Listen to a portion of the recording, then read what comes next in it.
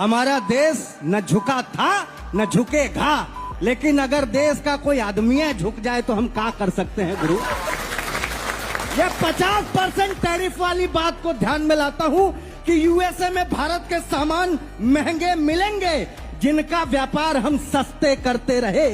रसिया से तेल लेने पर लगेगा जुर्माना, धमकाए ट्रंप अलग रास्ते करते रहे। कैसी दोस्ती है अमेरिका से ये मोदी जी की, उसके कहे को हंसते हंसते करते रहे।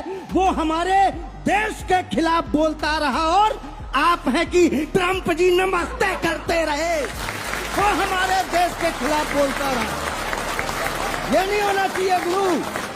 मैं एक और बात बताता हूं, मैंने वोट दिया है तो प्रधानमंत्री बने, डायरेक्ट वोट दिया है, पूछने का सबसे बड़ा हक मेरा है।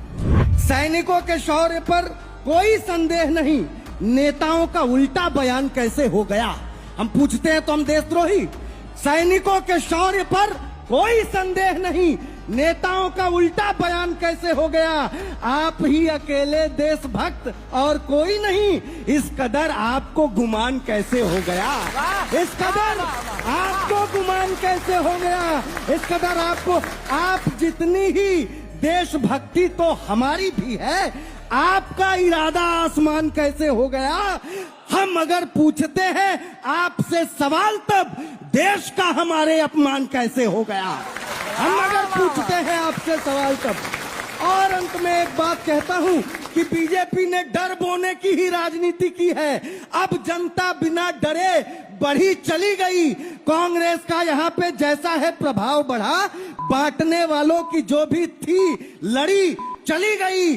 पॉपुलर हो रही दुकानें भी मोहब्बतों की, बीच में जो नफरतों की थी कड़ी चली गई। और 56 इंची सीना इंच इंच घटने लगा तो पार्टी के आकाओं की भी हेकड़ी चली गई। पार्टी के आकाओं की भी हेकड़ी चली गई।